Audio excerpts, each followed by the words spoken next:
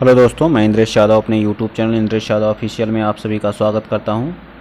तो दोस्तों, हम लोग अभी जो सुबह वाली क्लास थी 8 बजे जो है, हम लोग क्या पढ़ते थे, स्टैटिक्स जीके हम लोग देखते हैं। ठीक है, मैथ का हमने पोर्शन को क्या कर दिया, रोक दिया है कुछ दिन के लिए। हम लोग 10 मार्च से फिर से मैथ क्या करेंगे, स्टार्ट करेंगे। ठीक है, 10 मार्च से। ठीक हो सके तो मैं टाइप करके जो है मैथ का क्वेश्चन कराऊँ जो है। ठीक है, थोड़ी सी प्रॉब्लम हो रही थी, कुछ दिक्कत थी, इस वजह से मैथ की रोक दी गई है, उसकी जगह पर स्टैटिक चल रही है।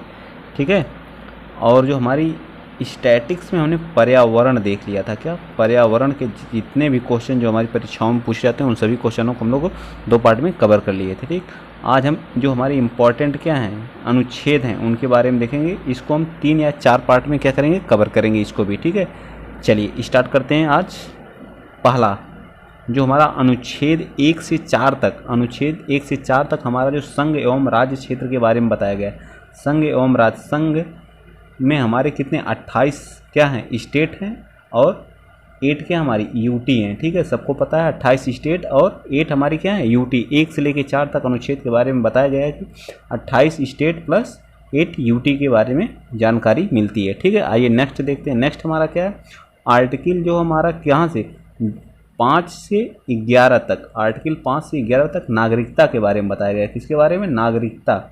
हमारे यहाँ जो नागरिकता है वो क्या है, एकल नागरिकता है। क्या है, एकल नागरिकता। पूरे भारत की क्या है, एक नागरिकता है। ठीक है, वहीं अमेरिका, अमेरिका में क्या है, दोहरी नागरिकता है। क्या है, अमेरिका में क्या है, दोहरी नागरिकता है। ठीक है, याद रखिएगा, आप लोग पूछ लेता है कभी कभी, अमेरिका में कौन सी नागरिकता, दोहरी। एक तो स्टेट की नागरिकता है, स्टेट मतलब राज्य की, और एक क्या है, केंद्र की नागरिकता है। वहाँ पे एक राज्य और एक केंद्र की नागरिकता है, 2 नागरिकता है। ठीक है, चलिए आइए चलते हैं नेक्स्ट। नेक्स्ट हमारा क्या है, हमारे मौलिक, ये तो हमारा भाग 1 का पार्ट है, और ये हमारे किसके, भाग 2 का है। ठीक है, और ये हमारा जो है भाग 3 का है। तो भाग 3 हमारा कहाँ से कहाँ तक है, आर्टिकल 12 से 35 तक हमारा क्या है, भाग 3 है। इसमें हमारे क्या है, मूल अधिकार हैं। क्या है, मूल अधिकार। ठीक है, कितने मूल अधिकार हैं, टोटल 6 मूल अधिकार हैं इसमें। ठीक है, चलिए अनुच्छेद 14, अनुच्छेद 14 में विधि के समक्ष समानता और विधि का शासन की बात कही गई है। विधि के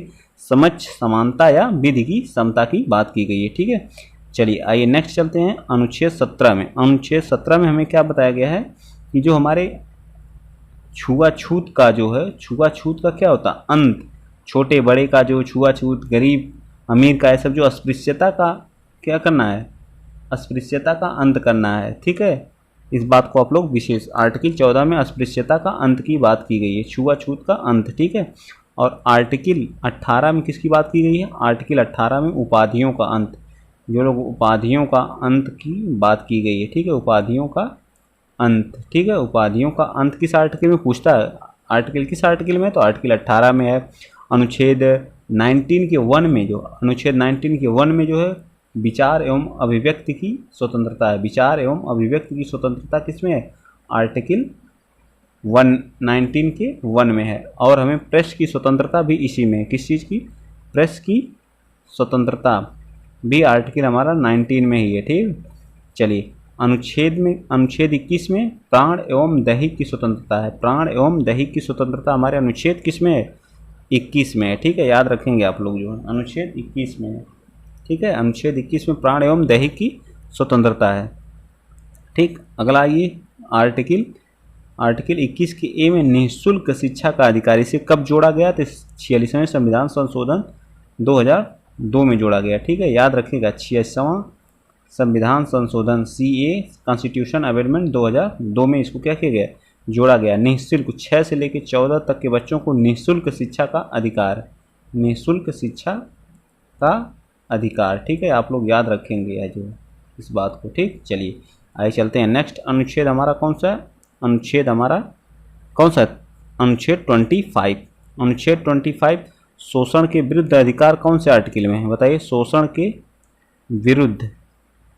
विरुद्ध अधिकार बताइए, तो आर्टिकल 23 और आर्टिकल 24 दोनों में हमारे शोषण के विरुद्ध अधिकार की बात की गई है। यह हमारा का एक मूल अधिकार है। तो आर्टिकल 25 में किसकी बात की, व्यक्तिगत धार्मिक स्वतंत्रता, किसी भी धर्म को मानने की हमें क्या है, आज़ादी है, हमें आर्टिकल देता है, हम किसी भी धर्म को मान सकते हैं, मुस्लिम हो, हिंदू हो, ईसाई हो, पारसी हो, कुछ भी, किसी भी धर्म को मानने की हमें स्वतंत्रता कौन देता है, तो हमारा आर्टिकल 25 देता है। ठीक है, आर्टिकल 32 में हम क्या कर सकते हैं, आर्टिकल 32 के तहत जो है, आर्टिकल 32 में संवैधानिक उपचारों का क्या है, अधिकार है।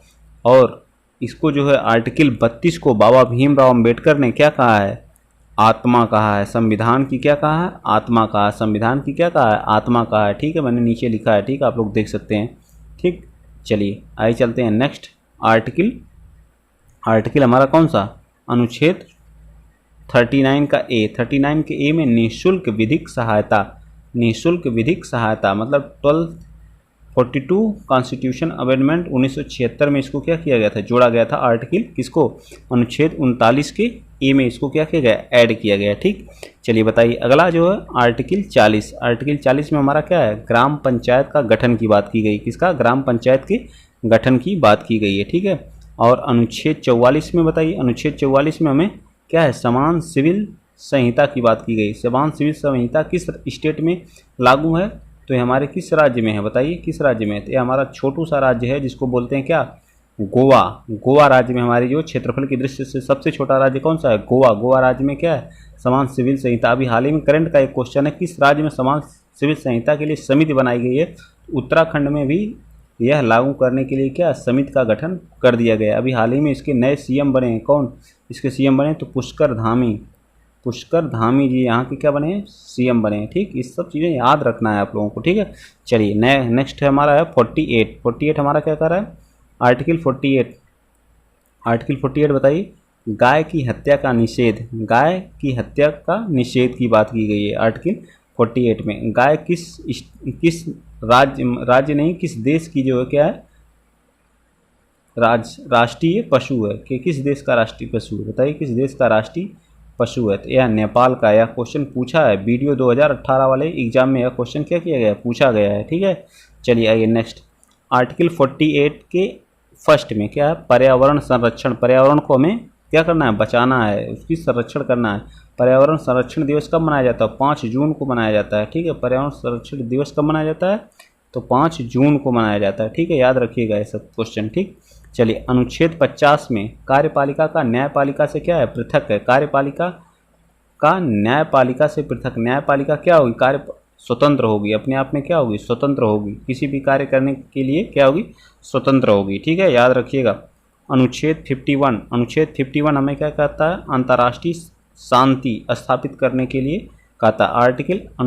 आर्टिकल 51 में हम क्या करते हैं, शांति स्थापित करने। आर्टिकल 51 कि ए में जो है मौलिक कर्तव्य दिया गया है। ठीक है, मौलिक कर्तव्य दिया गया, क्या दिया गया, मौलिक कर्तव्य। इसको कब जोड़ा गया, तो इसको 42वें संविधान संशोधन 1976 में क्या किया गया था, जोड़ा गया था। ठीक है, टोटल कितने मौलिक कर्तव्य हैं, तो टोटल जो है 11 मौलिक कर्तव्य हैं। कितने हैं, 11 मौलिक कर्तव्य। मूल संविधान में कितने मौलिक कर्तव्य थे, तो 0 थे मूल संविधान में।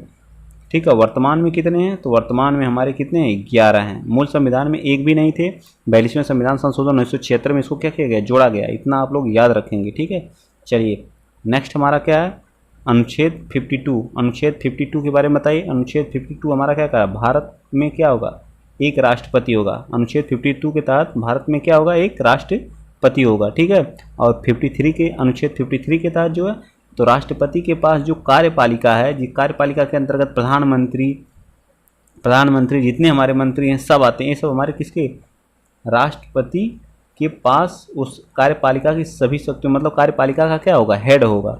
ठीक है, सभी शक्तियाँ किसके पास होगी, कार्यपालिका की, तो राष्ट्रपति के पास होगी। ठीक है, याद रखिएगा इतना जो है। ठीक, और आर्टिकल 61 के तहत, 61 के तहत क्या होगा, राष्ट्रपति पर महाभियोग चलाया जा सकता है। राष्ट्रपति पर महाभियोग चला के क्या किया जा सकता है, हटाया भी जा सकता है। ठीक है, वो भी क्या, पूर्ण बहुमत के साथ हमें चाहिए। ठीक है, पूर्ण बहुमत के साथ ही आप राष्ट्रपति को हटा सकते हैं। ठीक, आर्टिकल 63, आर्टिकल 63 के बारे में बताइए आप लोग। आर्टिकल 63 में उपराष्ट्रपति की बात की गई है। ठीक है, उपराष्ट्रपति की, राष्ट्रपति अगर नहीं है तो उसका कार्यभार कौन संभालेगा, तो उपराष्ट्रपति संभालेगा। ठीक है, उपराष्ट्रपति हमारा क्या होता है, राज्यसभा का सभापति होता है। क्या होता है, सभापति होता है। ठीक है, सभापति होता है। ठीक है, राज्यसभा का क्या होता है, सभापति होता है। ठीक है, अनुच्छेद 72 में क्षमादान की शक्ति किसके पास है? राष्ट्रपति के पास है। राष्ट्रपति किसी भी व्यक्ति को क्या कर सकता है? क्षमा कर सकता है। किसी की जो जेल में अगर उसे सज़ा दी गई तो उसकी सज़ा को कम भी कर सकता है राष्ट्रपति, ठीक है, उसकी सज़ा को कम कर सकता है, क्षमा कर सकता है। ये सब शक्तियाँ किसको प्राप्त हैं? तो राष्ट्रपति को प्राप्त हैं। अनुच्छेद 76 में महान्यायवादी की बात की गई है। जो हमारा केंद्र सरकार का सबसे बड़ा क्या होता है? अधिवक्ता। केंद्र सरकार का सबसे बड़ा वकील जिसको बोलते हैं वो महान्यायवादी को कहा जाता है, अधिवक्ता जिसको बोलते हैं, ठीक है। महान्यायवादी होता है, विधि का ज्ञाता होता है, उस सारे कार्यों को जो भी रहेगा वो कौन देखता है? महान्यायवादी ही देखता है, ठीक है। चलिए, अब महाधिवक्ता जो होता है, मैंने बताया अभी, महाधिवक्ता राज्य में होता है। कहाँ पे होता है? राज्य में होता है, ठीक है। महान्यायवादी की नियुक्ति कौन करता है? तो राष्ट्रपति इनको नियुक्त करता है, ठीक है। राष्ट्रपति इनको क्या करता है? नियुक्त करता है। अनुच्छेद 79 में संसद की बात की गई है, ठीक है। अनुच्छेद 70 सरला आप लोग याद कर लीजिएगा, याद हो जाएगा। से संसद 79 में। अनुच्छेद 80 में राज्यसभा की बात की गई है। अनुच्छेद 81 में लोकसभा की। सरला याद कर लीजिएगा, तीनों याद हो जाएगा, ठीक है। संसद, राज्यसभा और लोकसभा, ठीक। चलिए आगे चलते हैं। नेक्स्ट हमारा कौन सा है?